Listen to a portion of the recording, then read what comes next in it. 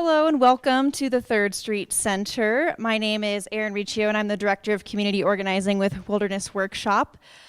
Before we begin tonight's presentation, I do want to start by doing a land acknowledgement, particularly because we will be talking about our public lands in this presentation. So I want to respectfully acknowledge that we are on the ancestral lands of the Ute people who've stewarded this area for generations.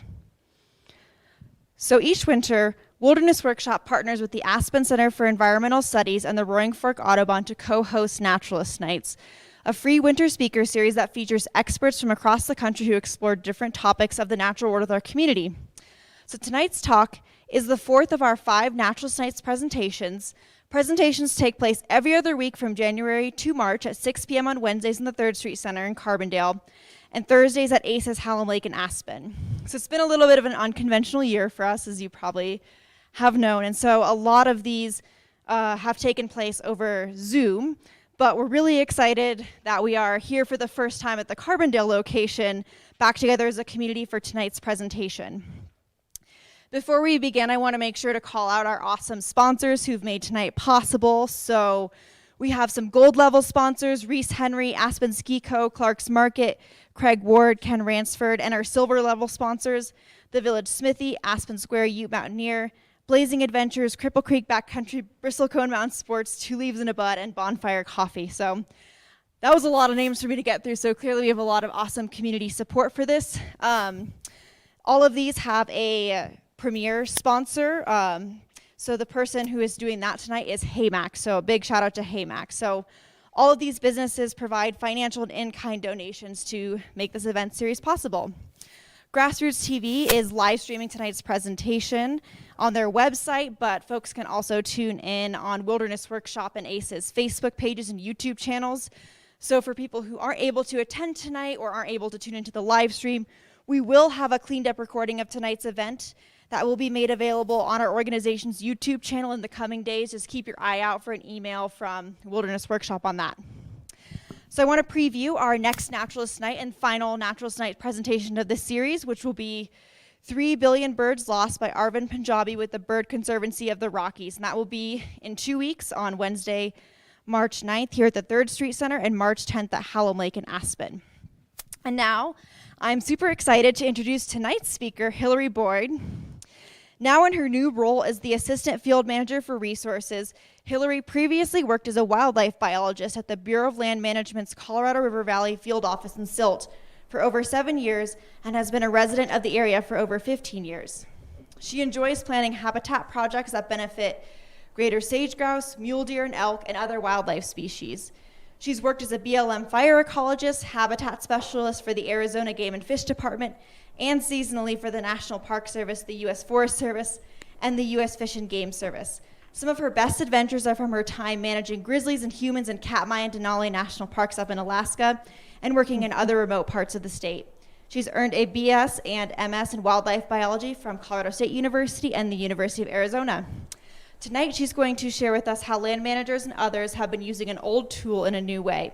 Specifically, how the agency has been using goats to help restore and protect wildlife habitats in the Roaring Fork Valley. Thank you so much, Hilary, for being with us tonight, and I do want to just have a reminder to all of you to please hold your questions until the end. We will do a little bit of a Q&A session. I'm going to turn it over to Hilary. Thank you. Well, thank you, Erin, for the introduction. Thank you, Wilderness Workshop, for inviting me to speak tonight. Thank you to all of you for coming out on a really cold and snowy evening, and thanks to people who are viewing this presentation virtually.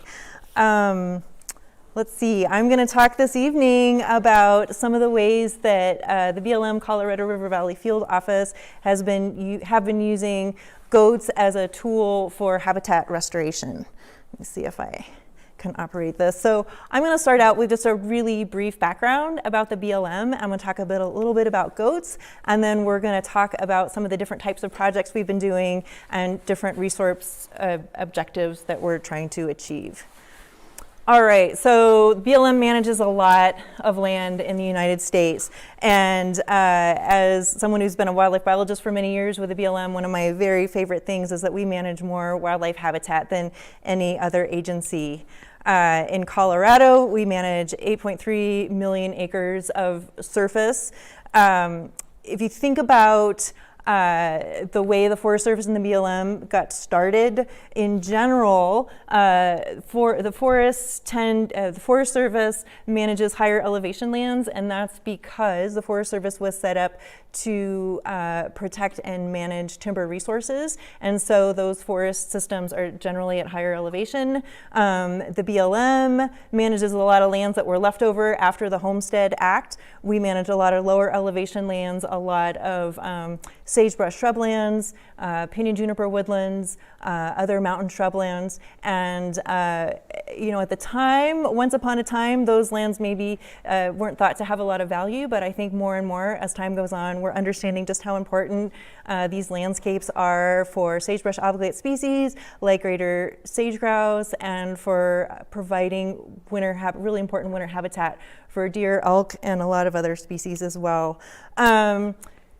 This is a map of Colorado. The yellow is BLM, and I have this up here just to illustrate that most BLM lands in Colorado are in the western part of the state.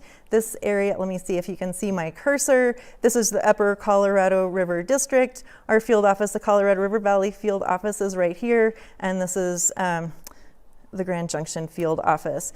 It's a little hard to see this brown outline, but this is the boundary of our field office, and I have this map up here to see kind of the mixed land ownership of the landscape. So green is Forest Service, yellow is BLM, and white is private, and Carbondale is right down around here. So some of the mixed land ownership can create challenges and also a lot of really good opportunities.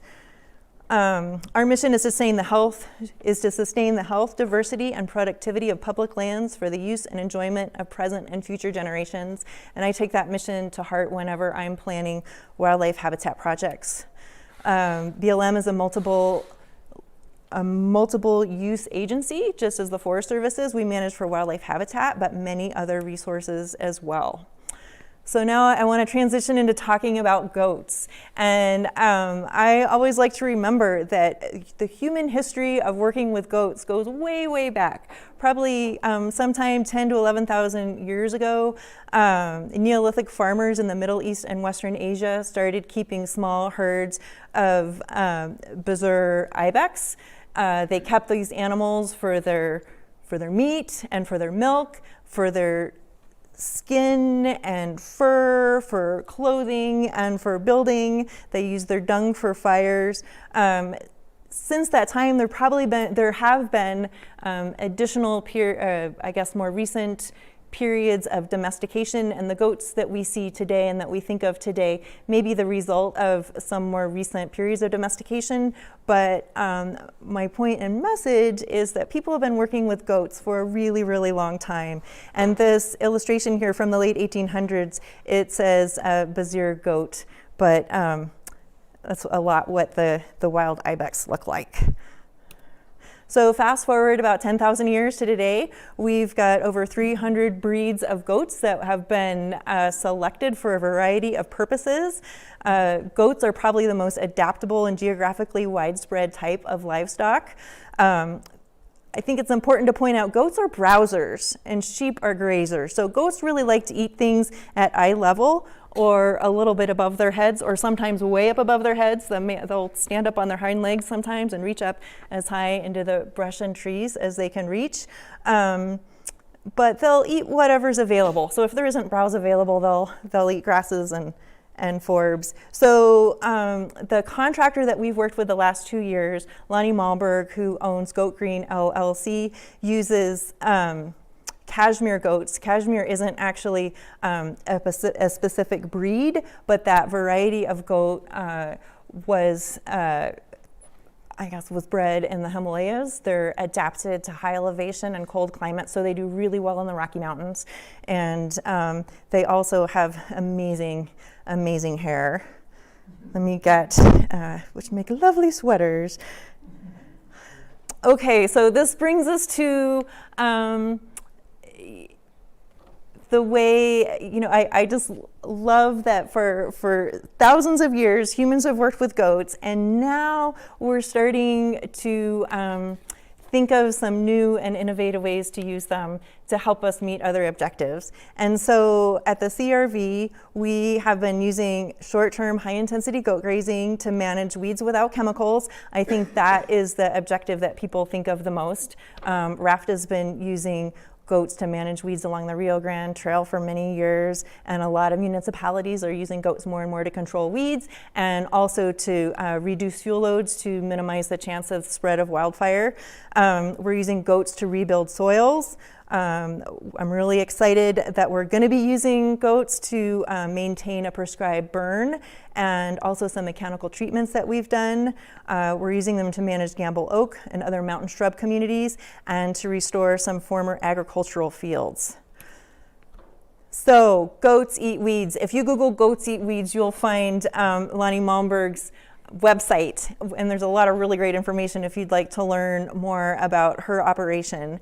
But the way it usually works, if you turn out some goats in a field, they usually start by biting the flowers off of whatever plants are there, and then they'll come through and they'll pick the individual leaves off the stalks, and they may or may not eat the stalks depending on how hungry they are and how palatable those stalks are. But by removing the seed heads, they're making, or the flowers, they are eliminating that plant's ability to produce seeds. By removing the leaves, they're reducing the plant's ability to photosynthesize, which really impacts the viability of the root system.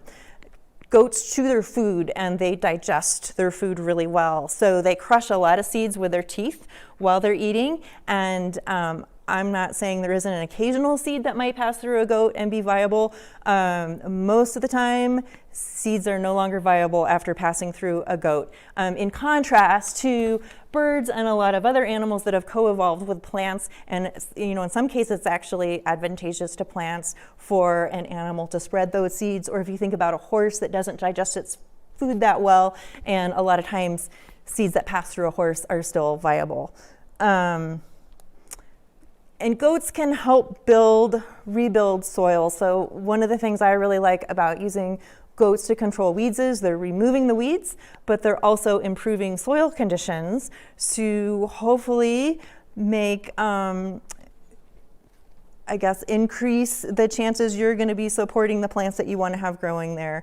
This is just a really short list of some of the undesirable plants that goats will eat. They eat noxious weeds. They can eat a lot of plants that are noxious to other types of livestock. Lonnie says that the mama goats pass on their ability to eat different kinds of plants to their babies, and she's been raising her goats for over 20 years. She's on something like her 25th or 26th generation of goats, and because she calls herself a gypsy, she moves all over the West year-round, doing different types of restoration projects. So her goats have been exposed to just about every plant that grows in the West, which I think is pretty amazing. So anyone who was around the summer of 2018 remembers the Lake Christine fire. It started in July of 2018. It burned over 12,500 acres. This isn't a final fire map, but it's pretty close to it. And the reason I have it up here is just a reminder that the majority of the area that was burned was on the forest. The blue is the state wildlife area. A lot of the state wildlife area burned, and about 1,000 acres of BLM burned. And I'm going to be talking about the BLM portion. So the year after the fire in 2019, we noticed that we were getting a really big infestation of plumeless thistle. Plumeless thistle is a really nasty, noxious weed. It grows quite tall. It's really prickly. It will take over. And we were trying to decide what we were going to do about that. The winter after the fire, there had been some seeding that took place. We didn't want to set that effort back, and the terrain is really rocky and steep and difficult to get into. I think that herbicides do have their place, but it would have been really tough to get in there with herbicides, and we'd already lined up some goats to come out and work on another project, so we decided to try the goats on this 33-acre section of BLM really close to town. So I love this picture with the firefighter. There's not much water on the site, and so one of our engine crews brought water out every few days to refill the goats' water troughs. And Lonnie always brags that she has figured out a way to irrigate uphill. And the way she irrigates uphill is she has a bunch of goats and they drink a lot of water, and then they walk uphill and then they spread that water with the addition of some nitrogen and some other things mixed in as well. And so while the goats were eating the weeds all through this really rocky terrain, they were also irrigating. They were spreading some nitrogen around. They were working the soil surface, aerating the soil, and they were leaving nice organic natural fertilizer everywhere they went as well. And we're working that in with their hooves also. I mentioned that goats are browsers, so they loved this resprouting gamble oak, and that was fine. They weren't going to hurt the gamble oak, but they ate the majority of the weeds on that site. We did not bring them back, so that was in 2019.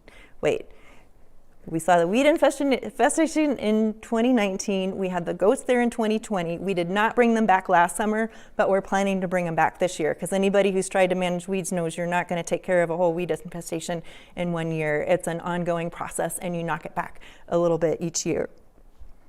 But we're excited that we're going to be bringing them out again. So this is a new project I'm excited about. Light Hill is in the Roaring Fork Valley. This map shows, it's a planning map from a project that was done several years ago. So the red polygon was a prescribed burn that BLM conducted, and the big blue polygon was a mechanical treatment. So we did the prescribed burn along the ridge that I photographed last summer to create a fire break between private and public land, and also to open up that slope. You guys are probably aware, in a lot of cases where you have really dense gamble oak and serviceberry and other shrubs, it can reach a point where it's impenetrable to large animals, and all the nutritious new growth is up really high out of the reach beyond the browse zone of deer and elk and other animals that can't climb or fly. And so Colorado Parks and Wildlife had really supported opening that area up, encouraging some sprouting from those shrubs, increasing palatability, nutrition, and accessibility to the site. Last winter, Colorado Parks and Wildlife contacted us and said, oh my gosh, we'd really like you guys to maintain these treatments, because these shrubs grow back really quickly, and they felt that the benefit of those treatments is starting to wane. So one of our quandaries is, given the ongoing drought conditions, we're really concerned about doing a prescribed burn that close to private land. And we might be able to find a burn window, but it may be difficult to find the perfect opportunity to burn there. That terrain is way too steep for heavy equipment. So we were trying to decide what the best method would be for maintaining it, and we started thinking, well, it might be interesting to bring goats out and see what they could do there. So we took Lonnie and her son Donnie, who run Goat Green LLC, out to take a look at it, and they think that they can make a difference in there. It's going to be really challenging with the steepness and all the brush, but we're going to try it, and I think it's going to be a really good alternative to waiting maybe years before we had a burn window. I think we're going to need to bring heavy equipment into that mechanical treatment because it's so vast, but we might try goats in there a little bit and just see what kind of result we get. Christy Wallner is one of our rangeland management specialists. She's a real think outside the box person, and she is doing this 50-acre pilot project in the Roaring Fork Valley where she's wanting to use the goats to encourage the growth form of gamble oak. You know, sometimes gamble oak is just really brushy and you can't even fight your way through, and sometimes it takes more of this growth form of, I call it like a savanna type stand of gamble oak, where they're more individual stems where it looks more like a tree. And so the goats will get up, you can see in that picture on the right, up on their hind legs. Some of the males can reach up to 8 feet high, and they'll clear off all the shoots and the smaller branches, and we want to see if we can encourage that more savanna stand type growth form, which does provide a lot of good thermal and hiding cover, and open up the understory a little bit to hopefully get an increase in grasses and forbs and also some sagebrush. So this is a small trial project. We're going to see how it works. We've got 1 year that we've completed so far. So I want to spend most of the time this evening talking about the work we're doing at Sutey Ranch. Who here has been to Schootei Ranch? Yay! Almost everybody. It's a really special place. If you haven't been there yet, it's between Glenwood and Carbondale, and it's very accessible. It's a beautiful spot. BLM acquired it in 2017 through a land exchange. It's a 557-acre property. The site was homesteaded around 1909, and it has a really rich ranching history. The Sutey family ranched there for many, many years. Did anybody here know the Suteys? There are people in the valley who remember the Sutey brothers, and then there were some other people that managed it for a few years. So it was basically ranched from 1909 until the BLM obtained it through the land exchange. It provides really important mule deer and elk winter range. It includes about 80 acres of former agricultural fields. One of the first things we did when it came under BLM management was we developed a management plan for the property. People here might have been involved with that process. The alternative that we selected emphasizes management for wildlife habitat in balance with some recreation opportunities. So we've developed a big parking lot for horse trailers. We've got another parking lot for individual vehicles.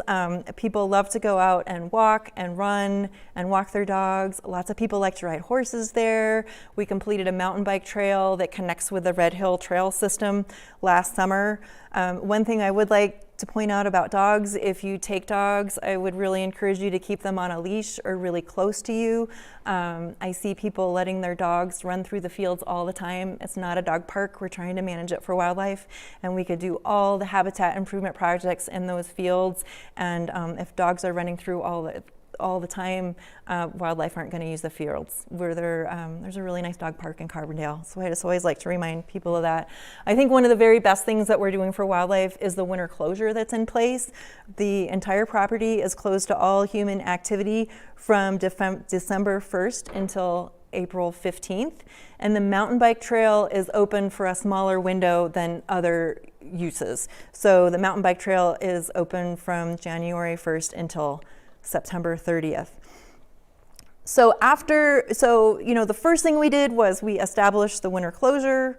As the wildlife biologist, another priority for me was to remove a lot of the livestock fencing on the property. So we are not managing it as a traditional livestock grazing allotment, and so we didn't need all the fences. So the summer of 2020, we had a 2-week Rocky Mountain Youth Corps crew out. That's who's pictured in the top row of photographs. We had some really enthusiastic high school students who removed literally tons of wire.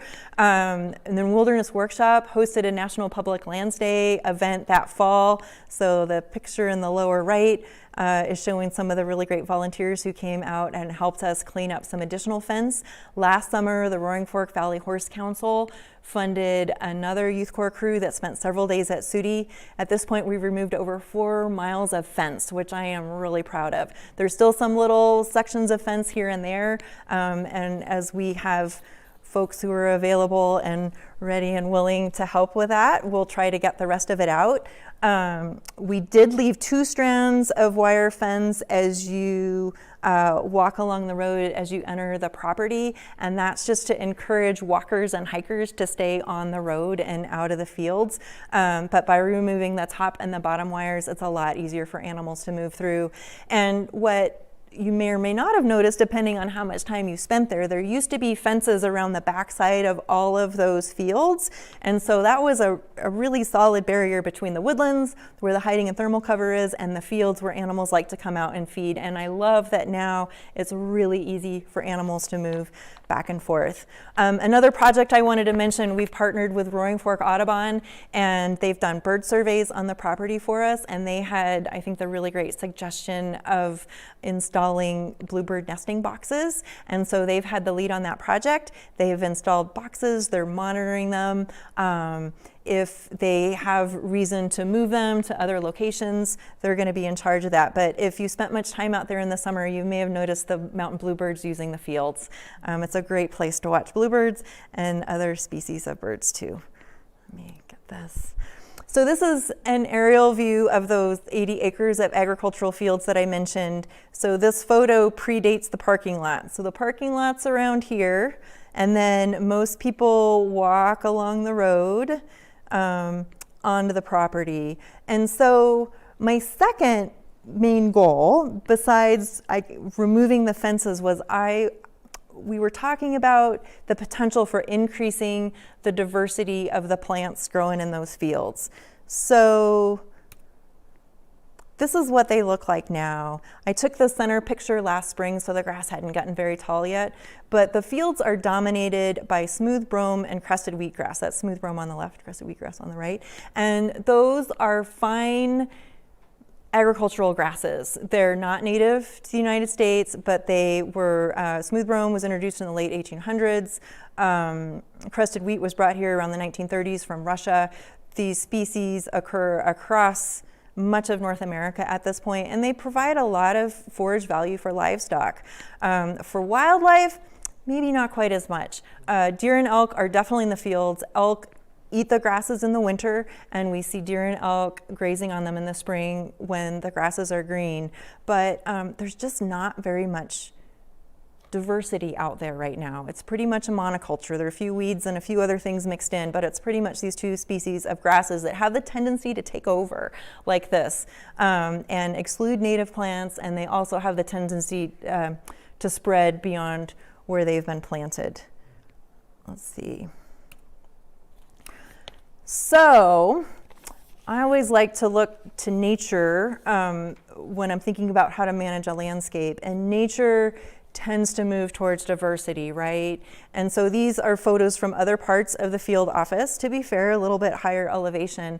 But if you go to an area that hasn't been managed specifically for livestock, you would typically expect to see a variety of grasses, right? You would see grasses that green up in the spring, and you would see grasses that green up in the middle of the summer. You would see bunch grasses, and you would see bunch grasses that spread underground by their rhizomes. You would see a wide variety of wildflowers. If you visit a spot in June, July, and August, you would expect to see different wildflowers blooming during each of those months. The flowers are attracting pollinators.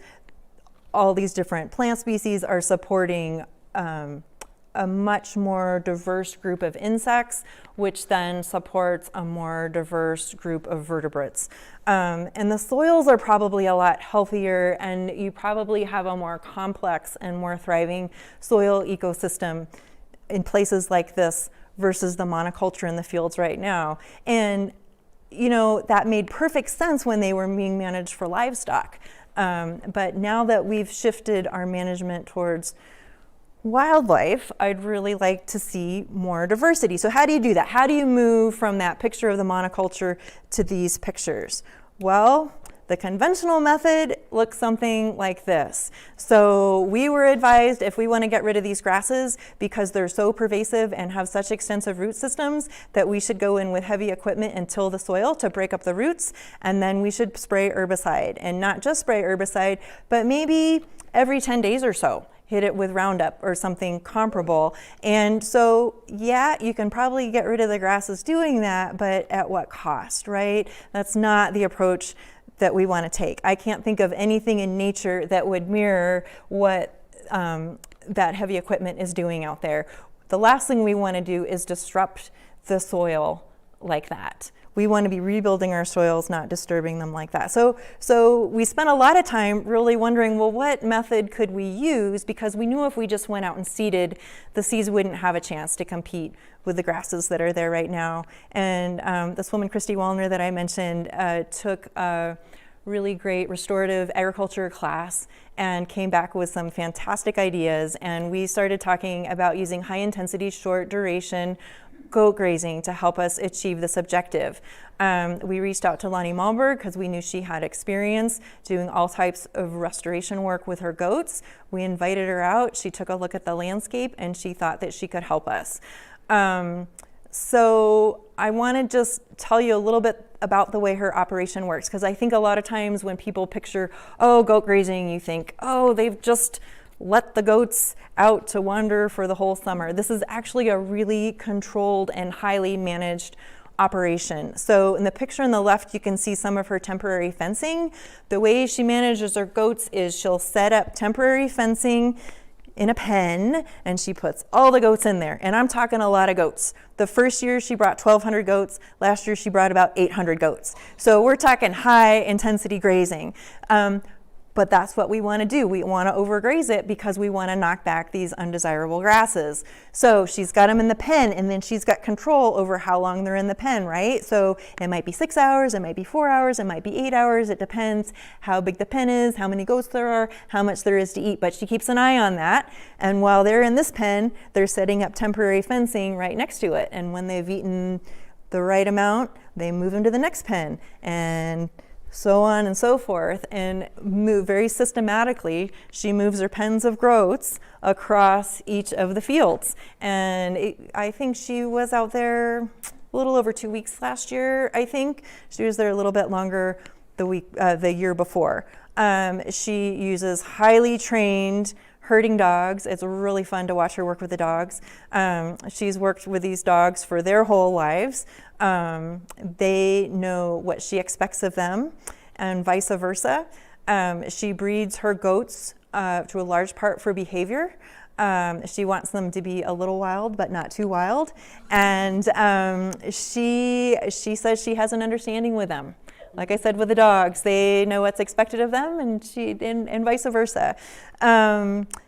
A lot of times people ask about, well, is she attracting predators to an area? And she really has not had that experience.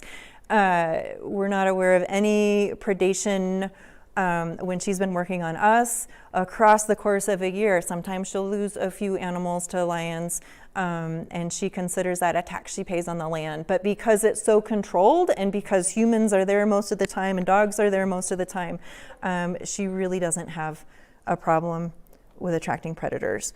I was trying to think what else I was going to say there.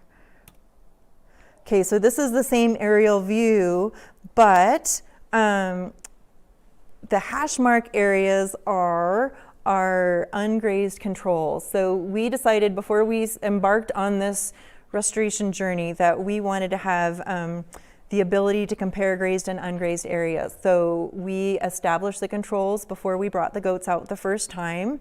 The green dots are paired vegetation plots. So every year we are putting out transects and measuring vegetation and bare ground along the line. So we'll have data about vegetation over time. And then this last year was the first year we collected soil samples from each of those, kind of from the vicinity of each of those points, and then that reference site further out to the west. So as you can see, that area has been impacted. It's not in its natural condition, but that's outside of the irrigated fields. Excuse me. So the first year we grazed all the fields, and we brought the goats out in the spring because that's just how the timing worked. But when we were looking at the second year, we really didn't want to have goats out in the spring during the nesting season. We know that there are ground nesting birds out there, and we don't want to disrupt that. So we decided that we would rather bring the goats out late summer, early fall. Last year, they arrived on September 15th, and we want to stick with that timing. But because we brought them in the fall, and because we know that elk graze those fields in the winter, we didn't want to, and there wouldn't be time for those grasses to really regenerate. We decided to just treat half the fields. So last year we treated the 3 fields to the north of the road, and this year we're planning to treat the 3 fields to the south of the road, and we plan to just alternate moving forward. What I forgot to mention is the first year we did seed all the fields ahead of the goats. Although I would have loved to have seeded native species, we were afraid the natives wouldn't have a chance of competing with the grasses. So we consulted with Colorado Parks and Wildlife because they have a lot of experience managing the state wildlife areas, and they've had really high success with alfalfa and sandfoin and small burnet. So we planted a mixture of those 3 species. So 2 of them are nitrogen fixers. They all have blooms for pollinators, and the small burnet is in the rose family, and it puts out some really nice seeds for small mammals and birds in the fall. We were really hoping after that first year that we'd get some good rainfall in the summer and see a lot of germination last summer, and unfortunately we didn't. We saw a little bit of germination, not as much as we had hoped. So last summer we decided to just seed Ladakh alfalfa, which is a very drought tolerant alfalfa, and that was highly recommended to us as probably having about the best chance. But those other species should still be in the soil. Hopefully just waiting for a really good winter. It's snowing right now, right? Fingers are crossed. We'll see. We're planning to see, this is a work in progress, so we're going to see what kind of germination we get in the spring, and we'll decide what we're going to seed this next year, kind of based on the results that we see. Okay, I am not a soil scientist, and I'm not going to get into a lot of detail with the soil work that we're doing, but I have these graphs here to illustrate that we are starting to monitor soils. We're monitoring organic matter and soil respiration. So of course the organic matter is what the microbes in the soil are using, and respiration, so most microbes release carbon dioxide like we do, and so if you can measure the amount of carbon dioxide in a soil sample, that is an index of microbial activity. And of course, the more microbial activity you have, the more soil health you have. So this is not a comparison, this is just our baseline. I think it's going to be more meaningful in time, and I'll be really interested to see if we do eventually see some differences between grazed and ungrazed. You might notice that the values for the reference site are quite low, which in some ways is surprising, but what we think is happening is because those other fields were irrigated for such a long time. That's probably why there's more organic matter there, and why there probably are more microbes in the soil. So I think, like I said, the really interesting thing is going to be to see if there are eventually differences between grazed and ungrazed, but there's not much of a pattern there yet. If you're a gardener, you're familiar with nitrogen, phosphorus, and potassium. We're also monitoring several other soil nutrients, but these are some of the really important ones.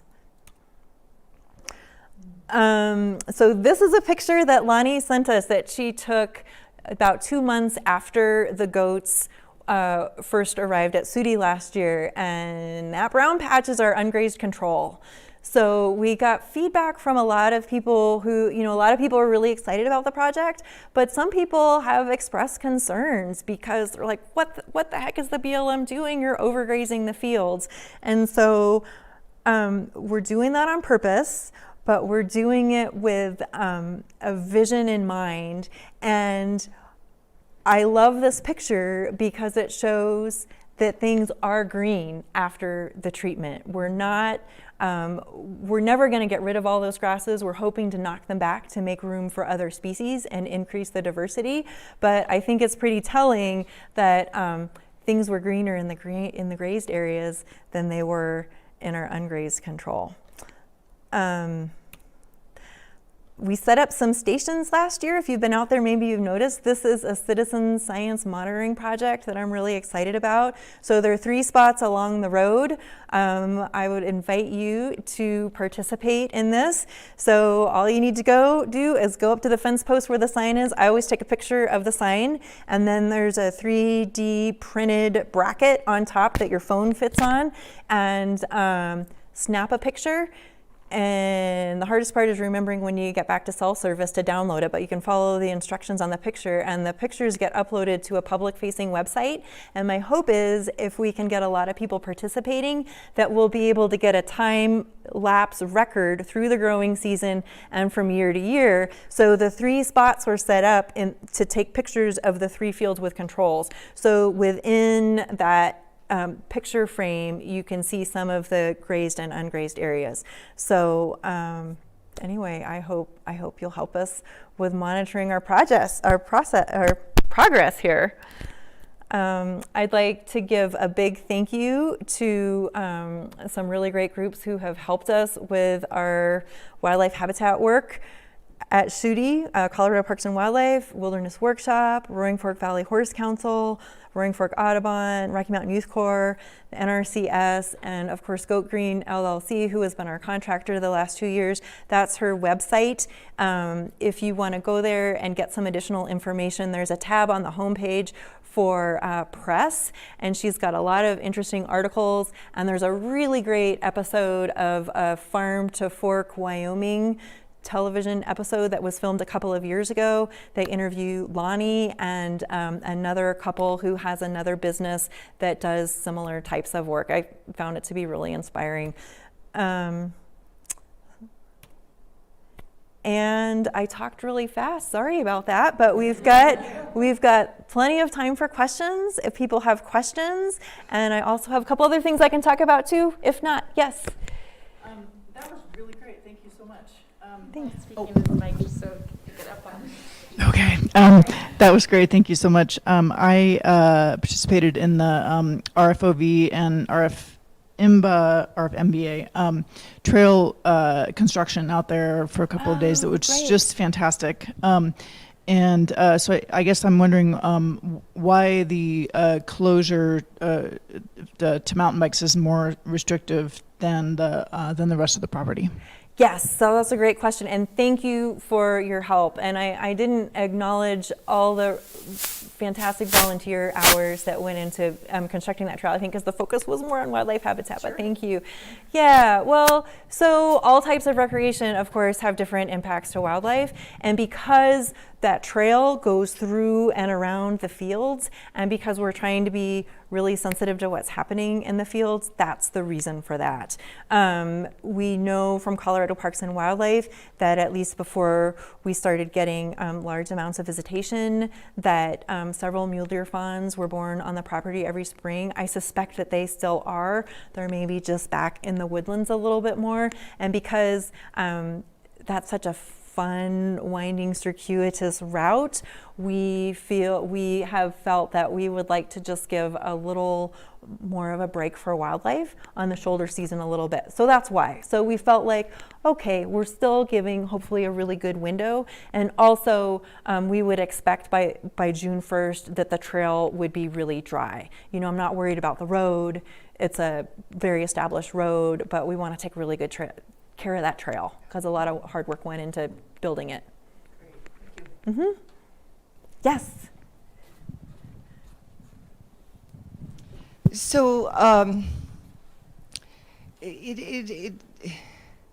you planting native species? I mean, alfalfa is not a...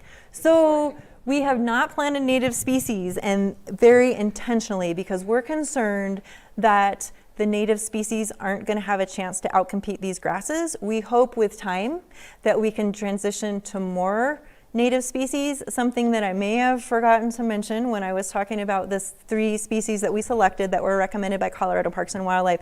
Those are 3 plants that are highly palatable and are more nutritious for deer and elk and other animals than those the current grasses are. Wheatgrass, I know, is what all the ranchers plant for their cattle. Because it has a really high value for livestock. But the literature shows that it doesn't work for wildlife, not even in the winter. Well, I always defer to Colorado Parks and Wildlife. I'm talking about crested wheatgrass. Oh, right. Yeah. Oh, no, I meant the plants that we're hoping to introduce to the field. Right. Yeah. And I saw a study they did in Nevada because the crested wheatgrass is everywhere. And they tried to return it to native. Mm-hmm. They spent 3 years and they used a lot of chemicals to boot. Could not do it. They quit. So crested wheatgrass is a highly invasive species. And I know BLM plants it all over for livestock. Once upon a time we did. We don't anymore. But you yeah, don't? that Since has when? been done. Since when? Well, we don't in our field office, so I can speak for projects I've been involved with, and I have not planted it because I'm concerned about the invasive nature of it. But you're right. It could not return it. And that's the thing is when you do deforestation of sage and pinyon and juniper, that is essential wildlife habitat, and it gives shade to the land. And you take that off, and if you're protecting the sage-grouse, I mean, they don't call them sage-grouse for nothing. So this deforestation to make bigger feedlots for livestock on our public lands is disastrous. It's disastrous. Now, I saw the Schootei, I lived next to Sutey Ranch for 18 years, you know that. So, I saw the first year you brought the goats in, and you already had done something to the land, and I could see that you seeded it. Was that mechanical? So all we did prior to the goats coming was we did some of it by hand, but we drove UTVs back and forth across the fields with a seeder on the back. So we spread that mixture of 3 seeds before the goats the first year, and then the second year we seeded the latex alfalfa the same way. Well, I mean, it was I have pictures of it all. It was completely desertified. Once you put the goats on there, I mean, there wasn't a scrap of feed. So you've got wildlife coming in for the winter, and they have no food. And I thought that was later in the year. When did you do it? The first year was the spring, and then, early summer, and then last year the goats arrived on September 15th. And then that's, so I hope you got the message that what we're trying to work towards is away from this monoculture and towards a more diverse system. And we know it's not going to happen overnight. The fields were in agriculture for over 100 years, and all of a sudden we decided to change the way we're managing them. If we went in with heavy equipment and herbicide, yeah, we would see a change really fast, but in the absence of reliable water, I think we'd end up with a weed patch, which would be worse than what we have now. And so we probably won't ever completely get rid of those grasses, but what we're working towards is to reduce the grasses so that we can create some spaces for other plants that we think have a chance to compete with them to grow and thrive. We're working towards rebuilding soils through the action of the goats, and if we can establish some of these other species and get more plant diversity, we think that is going to contribute to increasing the soil ecology as well. And something, I don't know if you noticed last summer or not, but I'm really excited about, the first field you come to by the old house, there was a big growth of western wheatgrass, which we had not seen there prior to that. There used to be a patch of whitetop, which is a noxious weed, and it's a highly disturbed area, and last year we saw a lot of western wheatgrass. I was so excited. And when Ian managed the property, he spread some seeds out there, and we think that's where it came from. That pretty good, the first field. But I noticed when the goats graze on the highways, which I think is a great thing, they pull everything out. I mean, it's down to they pull everything out. And if they're doing that that place was desertified. And the Schootei Ranch is one of the most gorgeous green places before.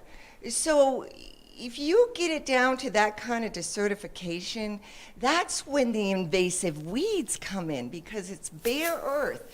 And you got the cheatgrass, which is all over the West. That's how cheatgrass takes hold. I'm a gardener. I'm a landscape gardener. If you got bare earth, all the weeds come, and they sit down. And you're not watering. You're not running the irrigation. So how do you expect to grow seed?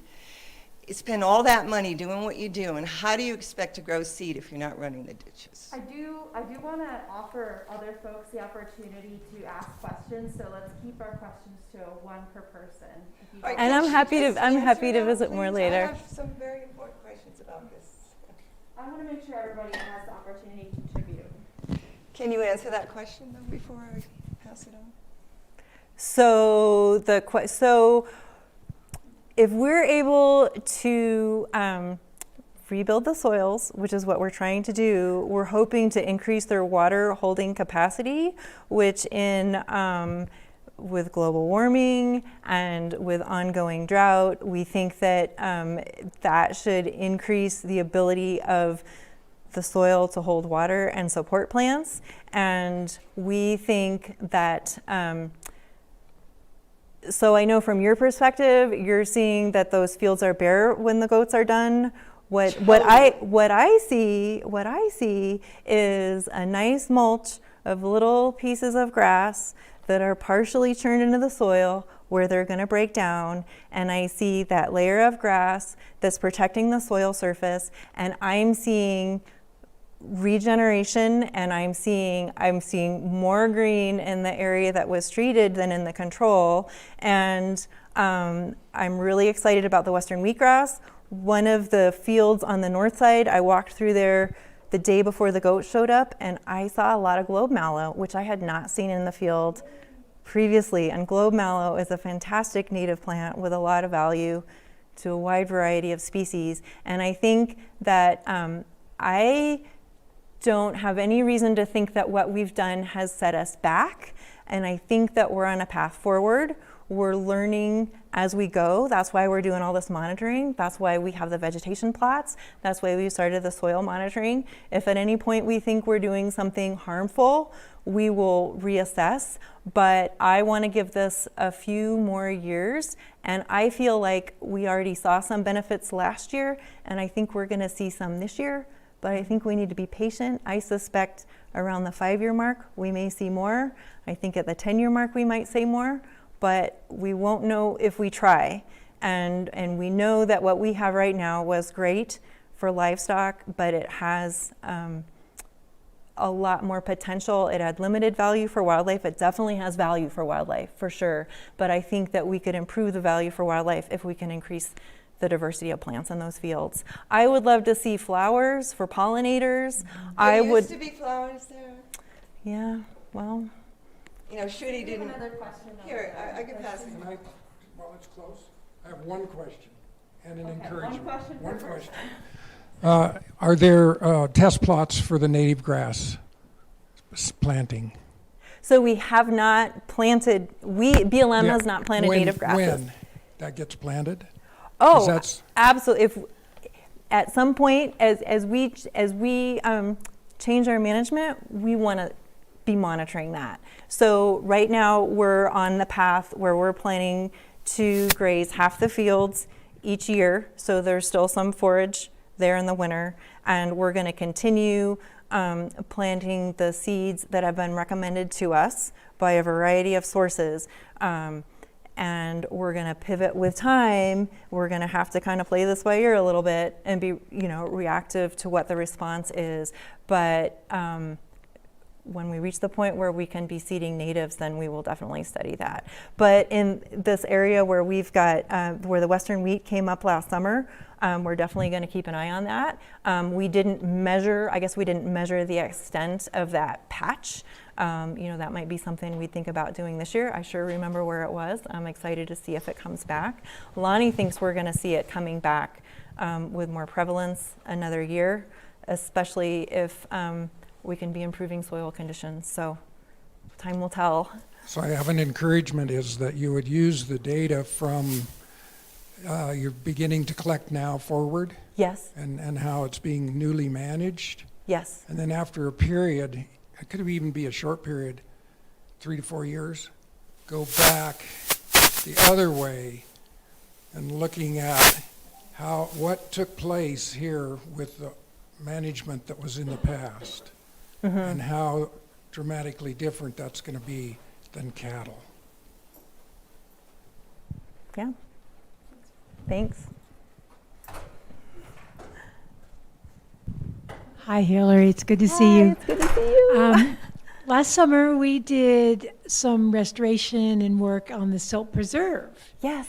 And so I was just wondering, does the BLM, are you working collaboratively with the town of Silt on that project as well? Because it seems like the goats would be a perfect fit out there. Lots of cheatgrass, lots of invasive grasses and such a beautiful piece of property. That is a beautiful piece of property. So we don't really have any jurisdiction beyond our boundaries, but we're always available to answer questions if people, want to call. I guess I haven't had an opportunity to interact with those folks a whole lot. I've volunteered some, and I've actually had that thought that landscape might benefit from some timed goat grazing. Yeah, I think there's a lot of potential there. But yeah, I mean, the team I work on, our focus is really on, the specific lands that we manage. Yeah. Okay, thanks. Sure.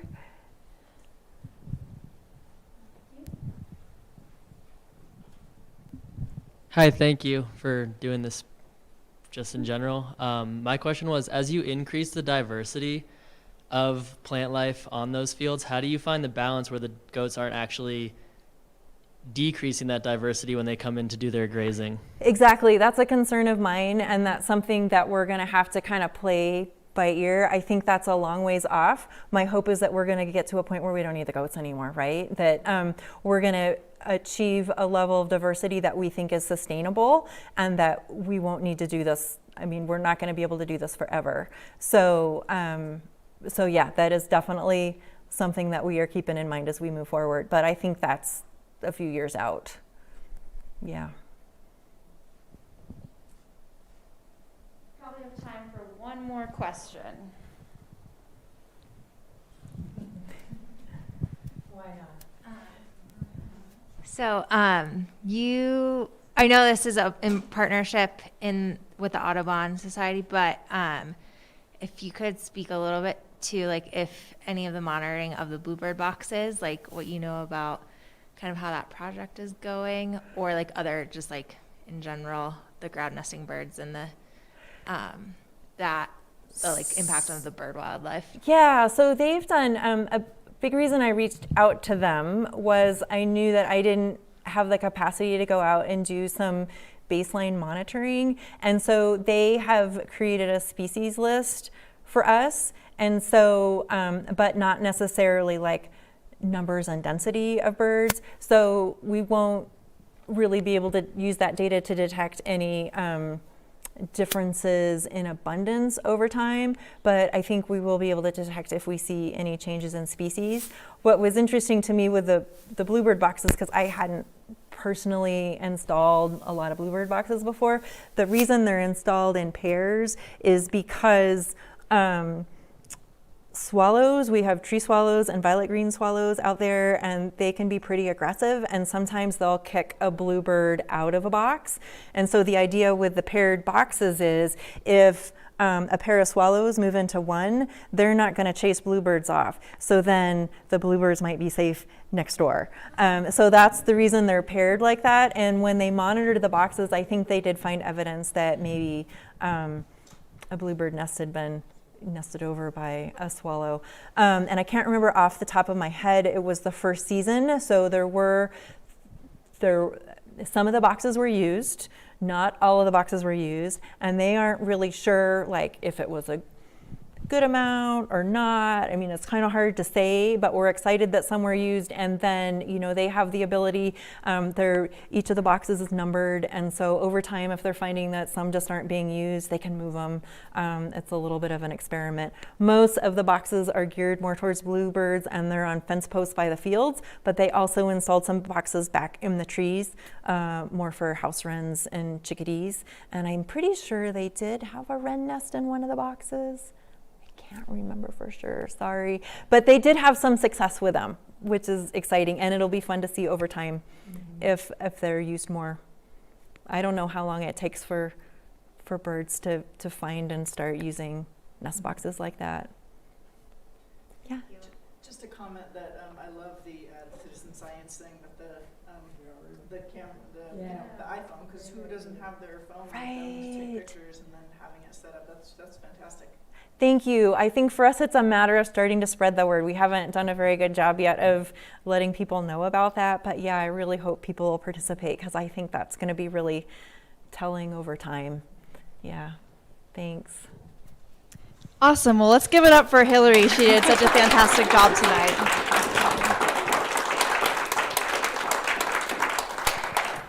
Thank you all so much for coming and braving the snowy roads to be here with us tonight. On your way out, if there are extra cookies left, grab some. We also have some wilderness workshop swag in the back. Our next Naturalist Night, as a reminder, will be March 9th, and it will be 3 billion birds will be the topic. So I encourage you all to come by in 2 weeks. Thank you so much. Have a great night.